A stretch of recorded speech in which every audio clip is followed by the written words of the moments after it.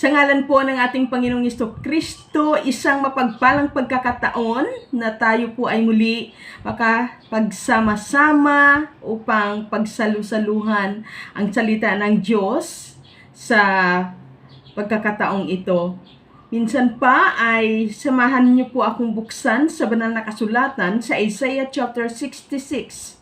Verse 11 to 14. Ang ating pong pag-aralan ngayon ay pinamagatang The God of Open Doors of Supernatural Favor. Wow! The God of Open Doors, bubuksan niya sa atin ang pintuan ng supernatural favor. Sabi po sa Isaiah chapter 66, verse 11 to 14, ngunit ayan niyo pong basahin muna natin ang verse 11 to 12. Sabi dito, Isaiah chapter 66, verse 11, tatamasahin ninyo ang kasaganaan niya, tulad ng sanggol sa dibdib ng kanyang ina. Verse 12, sabi ni Yahweh, padadalhan kita ng walang katapusang pag-unlad. Ang kayamanan ng ibang bansa ay dadaloy sa inyong tila agos ng ilog. Ang makakatulad mo ay sanggol na buong pagmamahal na inaaruga ng kanyang ina. Purihin ng Diyos sa pagkabasa ng kanyang mga salita, tayo po'y manalangin. O amang banal na siyang makapangyarihan, ikaw tunay na ang Diyos ng langit at lupa. Ang lahat sa iyo ng tunay luluhod at ang lahat ng labing magpupuri. Dinadakila ka namin sa aming kalagitnaan. Purihin ka, O Panginoong Jesus. Sa oras na ito, continue to bless every one of us sa pamamagitan ng inyong mga salita. At ayan, puspusin mo kami ng karunungan at kaalaman at kagalakan. Hatid ng iyong mga salita sa aming kalagitnaan. Sa pangalan ni Kristo Jesus. Amen and Amen. Purihin ang Diyos, the God of open doors of supernatural favor. Wow! Grabe, supernatural favor. Ano-ano ba itong mga supernatural favor? Nabubuksan ng Diyos na pintuan sa atin. Ito'y pangako sa atin ng Diyos. Hindi lamang sa bansang Israel, kundi sa atin din na tumanggap at nanalig sa ating Panginoong Hesus. Na siyang may karapatan na naging anak ng Diyos at napabilang sa lahi ni Abraham. Tayo ng mga spiritual Israelite. Who are we? We as a church. Nais ng Panginoon sa mga kapanahonang ito, my brothers and sisters in Christ, na ito ng panahon. Yamang tayo ay kanyang anak, kanyang kapamilya, kanyang lingkod,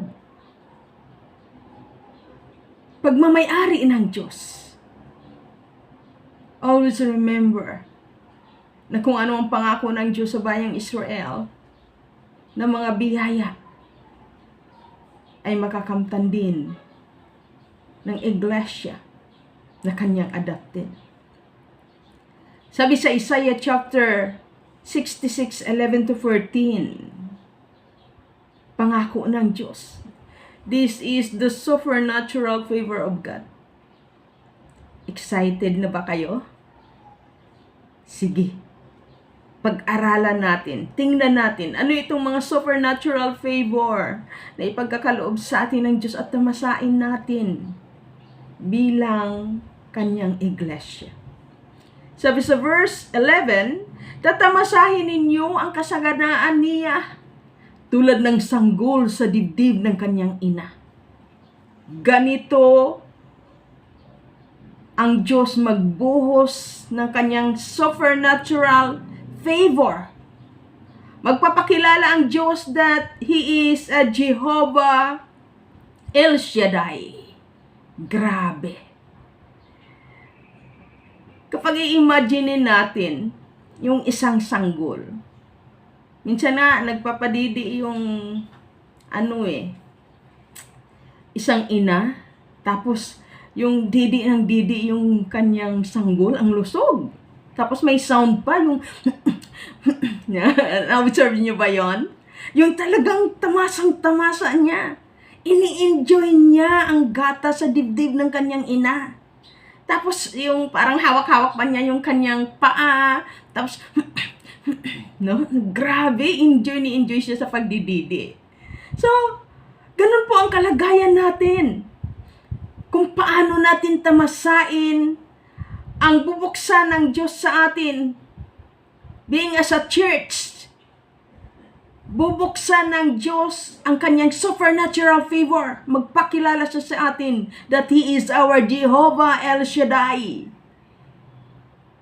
Tatamasain natin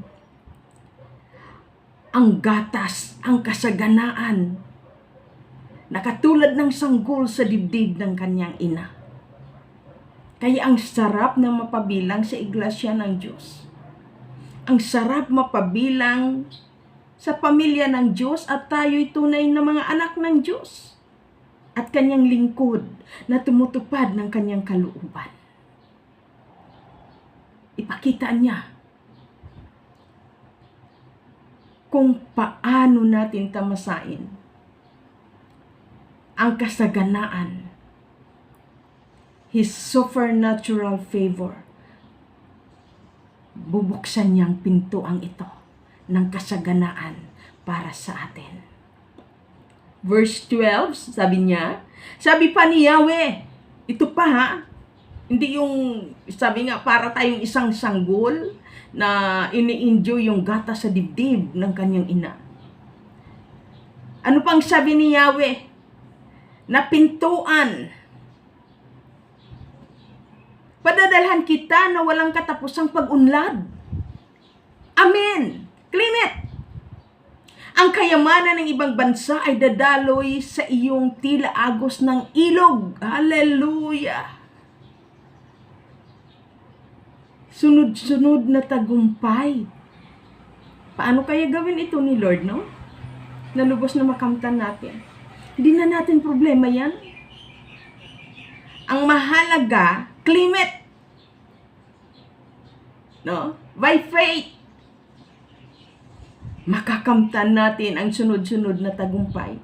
Dahil ito ay pintuang inilaan sa atin ng Panginoon na kanyang bubuksan. Amen? This is His supernatural favor sa kanyang iglesia. Sabi nga, kung ating titingnan, saan ako kukuha? Wala naman. Wala ka namang pinagmamalaki na source of income. Ngunit isa lang ang iyong pinagkakatiwalaan at ipinagmamalaki sa buhay mo being as a Christian, kundi si Hesukristo na iyong Diyos, Panginoon, Hari at pinaglilingkuran. Magtataka ka. Maraming hihingi sa iyo na namong problema. Sister, paano ba ipadala ko itong blessing ko sa iyo? Bakit taga saan ka? London. Di ba? Tapos may mag-aano na naman. Sister, paano ko ba ipadala ang blessing ko sa iyo? Ay, ganun po ba? Taga saan po kayo? From Japan. Di ba?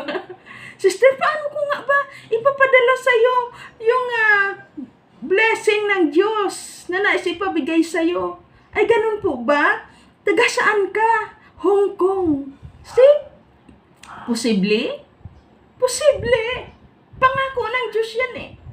Sa atin, na tunay na iglesia na tanging sa Kanya lamang. Naglilingkod, sumasamba, at nananalig bilang tunay na anak. Amen?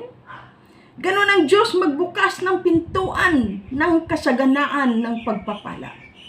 Sabi niya, ang makatulad mo'y sanggol sa buong pagmamahal na inaaruga ng kanyang ina. Amen! Grabe! Ipaparanas yun ng Panginoon sa atin, church. Kaya manatili lang tayo at maging faithful sa anumang ipinapagawa sa atin ng Panginoon. Sabi nga ng Panginoon, kahit kaunti ang iyong kakayahan, ngunit nagtitiis ka, nagtiyatyaga ka. Masunod lang ang utos ng Diyos, magawa lang ang pinapagawa ng Panginoon. Yan ang pangako ng Diyos. Magpatuloy lang tayo dahil ang pangako niya, bubuksan niya. Siya ang Diyos na makapagbubukas ng pintuan ng supernatural favor, blessing. Grabe, sunod-sunod na tagumpay.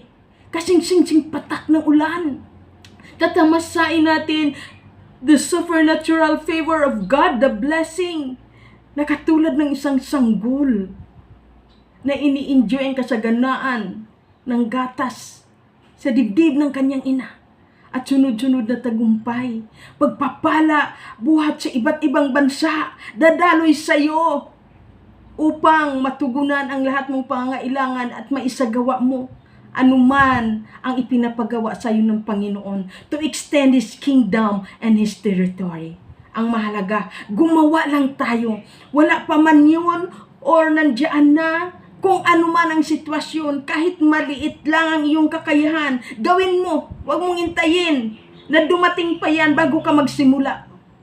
Gawin mo. Dahil ang sabi ng Panginoon, ang pinagkakatiwalaan sa maliit ay pagkakatiwalaan sa malaking bagay. Paano mo makamtan ang kasaganaan, ang sunod-sunod na tagumpay? Buhat sa iba't ibang bansa. Kapag simulan mo kung ano ang mga gawain na inuutos sa iyo ng Diyos. Mission, evangelism, ministry. Sumunod ka lang sa Kanya. Ipahayag mo kung sino si Kristo Jesus sa lahat ng tao na nais ng Diyos na maligtas. Ang sabi pa ng Panginoon sa verse 13, aaliwin kita sa Jerusalem. Hindi lang sunod-sunod na tagumpay at kasing-sing patak na ulan na pagpapala. Ang pangako pa sa atin ng Diyos, aaliwin tayo sa Jerusalem tulad ng pag-aliw ng ina sa kanyang anak. Dito sa lupa, langit na ang ating nararamdaman. Verse 14, ika'y magagalak pag nakita mo ang lahat ng ito. Ikaw ay lalakas at lulusog. Sa gayon, malalaman mo, akong si Yahweh, ang kumakalinga sa mga tumatalima sa akin. See? Ang mahalaga ay, sabi nga, tatalimahin natin si Kristo. At makita natin at maramdaman kung paano niya tayo kalingain. Sabi niya, at nagpaparusa sa mga kaaway. Huwag tayong matakot. Humakbang, gawin kung ano ang pinapagawa sa atin ng Panginoon kahit kakaunti ang iyong kakayahan. Ang Diyos na bahala magparusa sa ating mga kaaway na siyang hahadlang sa ating dinadaanan. Always remember, sa supernatural favor ng Panginoon. Isaiah 66 verse 10, ang sabi ng Panginoon, magalak ang lahat. Church, magalak ang lahat. Grabing kagalakan to, church. Sabi niya, magalak kayo dahil sa Jerusalem. Ang lahat sa inyo na may pagmamahal. Wagas ang pagtingin. Kayo'y makigalak at makipagsaya. Lahat kayong tumangis para sa Kanya. Yun lang. Sabi nga, wag nating kalimutan ang bayang Israel. Always remember na sila yung tunay na sanga, tayo'y idinugtong lang. Sila yung tunay na ubas, tayo ay mga ligaw, no? Mas higit silang pinapahalagahan ng Panginoon. Ngunit dahil sa kanilang pagtaksil, pagbaliwala sa pag-ibig ng Diyos sa mga panahong iyon, katigasan ng kanilang ulo. Pero always remember na yung sabi nga ng Panginoon ay hindi tatagal ang katigasan ng kanilang ulo. Kaya tayo na idinugtong lang, tayo ng mga ligaw na ubas, magmamataas pa ba tayo sa Diyos at magmamalaki? Huwag na. Sabi nga ay, pag narinig na natin ang tinig ng Diyos, sumampalataya na at magpakalinga na sa Panginoon. upang makasama tayo na kapag ang Diyos ay magbukas na ng pintuan ng supernatural favor niya sa Jerusalem, even sa church, nakasama tayo na tatamasain ang pangako ng Diyos. Always remember na walang ibang desire ang Panginoon kundi ang magbalik loob ang kabuuan ng Israel sa Kanya. Kaya, wag natin ibaliwala na laging idalangin at ilapit ang Israel sa ating Panginoon. Tayo ang gagamitin ng Diyos. Sabi niya, mula sa silangan, sisiklab ang digmaan, ang liwanag at siyang magko-connect sa Israel. At ito, ang mga foreigner na ito, buhat sa malayong lugar. Sabi nga, ang foreigner ang magbibigay ng magbubukas ng liwanag or kaunawaan kung sino si Kristo Jesus na tunay na tagapagligtas at pangako ng Diyos na tagapagligtas ng mayang Israel. Kaya kapatid, I believe that the Philippines is one of the church into the body of Christ na gagamitin ng Diyos upang magpadilat sa mata ng mga Israelite. Kaya, wag nating kalimutan, iiyak, itangis ang bayang Israel upang patuloy din na mapasama tayo at maganap din ang pangako ng Diyos sa atin ng mga tumangis para sa bayang Israel, na sila man ay magsisi at magbalik loob sa Panginoon dahil super mahal sila ng ating Panginoon. Dahil sa pagmamatigas ng Israel, utang na loob natin. Why? Naibaling ng Diyos sa church, sa mga hintil, ang kanyang pag-ibig. Kaya natin naranasan ang masaganang biyaya ng ating Panginoon na kaligtasan sa pamamagitan ng pagmamatigas ng Israel. Kaya, pasalamatan natin ang Panginoon na ang kanyang maamong mukha ay na-tune in din sa atin at binigyan din tayo ng karapatan na maging anak niya. At ang tawag sa atin is spiritual Israelite. So, nais iparating ng Panginoon na tayong lahat, church and Israel, ay makatanggap ng kanyang supernatural favor. Dahil sa ating pagkakaisa na itangis ang kanyang bayang Israel, na magbalik loob sa kanya, dahil sa kanyang kagalakan niya na magbalik loob sa kanya ang bayang Israel. Even the Muslim, dahil ang Muslim ay anak din sila ni Abraham. Buhat din sila sa anak ni Abraham na si Ismael. Pero higit na nagagalak ang Diyos kapag lubos ng angkan ni Isaac and Jacob ay 100% nakilanlin siya. Dahil naparito siya para sa lahing ito. At salamat sa biyaya ng Diyos na ibaling ang pag-ibig ng Diyos sa atin na mga hintil at nakamtan natin ang tunay na kaligtasan through the Lord Jesus Christ sa pamagitan ng biyaya ng Diyos, masaganang habag ng Diyos sa atin. Tayo'y nagkaroon ng kaligtasan at napabilang sa pangako ng Diyos sa bayang Israel. Kaya wala nang pagkakaiba ang mga Grego, no? At ang mga Israelite. Pag sabing Grego, tinutukoy mga hintil at mga Israelite. Babae at lalaki. Wala nang tinatangi ang Diyos. Anong ibig sabihin? Church and Israel, the same. Ang tatanggaping supernatural favor na bubuksan ng Diyos na pintuan. Sa panahon na kung saan ay ibubuhos niya na ito. Kaya be ready, church. So, anong pintuan ang bubuksan ng Panginoong Diyos sa atin? supernatural favor. Ano ang ating maranasan? Tatamasain natin ang kasaganaan. Tatamasain ninyo ang kasaganaan niya tulad ng sanggol sa dibdib ng kanyang ina. Isaiah 66 verse 11. Pangalawa, padadalhan tayo ng walang katapusang pag-unlad. Sabi sa Isaiah chapter 66 verse 12. Sabi pa ni Yahweh, padadalhan kita ng walang katapusang pag-unlad. Ang kayamanan ng ibang bansa ay dadaloy sa iyong tila agos ng ilog. Ang makakatulad mo isang sanggol sa buong pagmamahal na inaruga ng kanyang ina. Damang-dama natin kung paano natin makamtan ang care ng Panginoon na katulad ng isang ina, no? Na inaaruga tayo bilang isang sanggol sa feeling, sa presensya ng ating Diyos. And always remember, aalawin tayo sa Jerusalem. At always remember that this Jerusalem is a new Jerusalem. Anong ibig sabihin?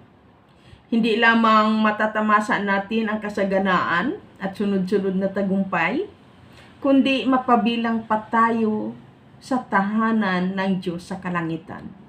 And that is a new Jerusalem. Nasabi niya, aaliwin tayo sa Jerusalem. Kasama tayo, church. At in fact, mas mauna pa tayo sa rapture. Nadadalhin ng ating Panginoong Hesukristo doon sa piling ng Diyos, sa kanyang tahanan. Na sinabi niya sa John chapter 14, sa tahanan ng aking ama ay maraming silid. Pupunta ako upang ipaghanda ko kayo. At kapag handa na, babalik ako upang kayo'y susunduin tayo at kakasamahin niya doon sa New City. Na anong ibig sabihin? New Jerusalem, na siyang New Heaven and the New Earth. Binigyan tayo as a church ng karapatan na aliwin tayo sa kalangitan. Anong ibig sabihin? The door of salvation. That's the supernatural blessing na ibinigay sa atin ng Panginoon. Hindi lamang door of sabi nga kasaganaan, kundi sunod-sunod na tagumpay at kaaliwan sa piling ng Diyos doon sa New Jerusalem, sa langit na ating tahanan. Isaiah 66 verse 13. Ang sabi niya, aaliwin kita sa Jerusalem tulad ng pag-aliw ng ina sa kanyang anak. Alam niyo po, observe niyo ba na ang isang bata, saglit lang, wala ang kanyang ina, kaagad hahanapin, Mama! Mama! No? Meron nga sa FB eh. Paglabas-labas talaga, may puti-puti pa yung bata, hindi pa napaliguan. Talagang, ang iyak agad ng bata, Mama! Mama! See? So, anong ibig sabihin? Ganon ka-importante sa isang bata. May psychological connection, emotional connection, na kahit hindi pa niya, wala pa siyang muwang sa mundo, but definitely, daman niya, may nanay siya at comfort siya kapag andyan ang nanay niya. At sa bata naman na nakakita na may muwang na, iwan mo yun sa tita niya or saan, hahanapin pa rin yung mama niya. At I'm sure, dama natin. Ako naalala ko noon na talagang saan nung maliit pa ako, kasama ako ng nanay. Kahit may isa na akong may kapatid na ako sunod sa akin. Patatawa, ewan ko kung nakaka-relate kayo. Dumididi yung sunod kong kapatid. Ako dumididi din sa kabila. Malaki na ako. Siguro mga 5 years old or 6 years old. Nangunguyutong pa rin ako sa nanay ko. Nakikishare ako sa aking kapatid. Ganun ako kalapit sa nanay ko. At saka talagang hanap-hanap ko yung amoy ng nanay ko. Talagang lagi ako na sa ilalim ng duster niya, no? And kapag iiwan ako ng nanay, pupunta siya ng bayan para mamalingke. Talagang kahit naglalara ako pag nakita ko, sinasilisihan ako ng nanay kasi ayokong mawala siya sa paningin ko. Kapag nakita, nung biglang naglalaro ako, tapos nakita kong nanay sumakay ng tricycle, talagang habol-habol ko siya, umatungal ako. Nang hindi ko na siya makita, talagang gulong-gulong ako at sigaw na sigaw. Ganun kahalaga sa akin ang nanay ko at that time. Kaya nung ako ay, after na ng magka-college na ako, ay dinala na ako sa Manila at nag-aaral na ako doon. Napakahirap sa akin. Talagang miss na miss ko yung nanay, no? Pero dahil nakilala ko ang ating Panginoon, kaya kong kontrolin, kaya ko nang tiisin yung aking emotion, yung longing ko sa aking nanay. At na talagang for the sake sa ating Panginoon, nakayanan kong nung ako ay nag-i-intern, ay doon ako nag-intern sa Batangas. And then nung ako ay after 6 months, nung ako ay na-ordinahan, doon naman ako dinistino sa Gataran, no? Sa Cagayan Valley. Na doon talagang parang sa isang taon or minsan na ako umuwi kasi 18 hours ba naman ang biyahe at yung mga panahon na yun talagang mahiluhin ako, no? So hirap na hirap ako sa biyahe. Pero tiniis ko yun, malayo sa piling ng pamilya ko. Talagang doon, naranasan ko doon na, kasi talagang kapag umaga, walang tao. Kasi nasa bukid ang lahat. Ako lang mag-isa sa isang barangay. At talagang tapos pinapatugtog ko. Tapos yung awit pa yung, You are my hiding place. Talagang naranasan ko doon. Na nandoon ako sa mga nagagala-gala ako doon sa paligid ng pastoral house. Sigaw ako Lord, miss ko nanay ko. Pero talagang tulungan mo ako, no? And kahit na may asawa na, talagang namimiss ko yung kapag nilalagnat ako, minamasahe. And then, nung buhay pa yung nanay ko, kahit saan ako nang galing provinces, pagdating ko ng 3 o'clock ng madaling araw, ang dating ko sa bahay, ay sabi nga, 6 pa lang, 3 o'clock. Natulog ako 4, 5, 2 hours. Ginigising ako kasi alam kong ng nanay ko, yung favorite kong laswa, yung bulang lang. Talagang kapag hindi ako magising, inilalagay niya yung mangkok na umuusok-usok pa. Kaya ako nagigising, sabi ko, nanay, paano kung maanuhan ako, no? Mabuhusan, paso ang mukha ko, no? So, namimiss ko yun sa nanay ko. Kahit may asawa na ako, even na siya na sa langit na. Kakaiba ang damdamin ng pagkalinga ng isang ina. Nanay pa lang yan hindi perfect. Lagi kami nag-aaway ng nanay ko and in fact, siya yung number 1 ko persecutor sa aking pagsunod sa Panginoon. At siya yung parang last din na kahihirap dalhin sa Panginoon. No? So, talagang inaaway talaga ako dati talaga ng nanay ko. Laging mainit ang ulo niya sa akin nang alam niya ako'y na-born again.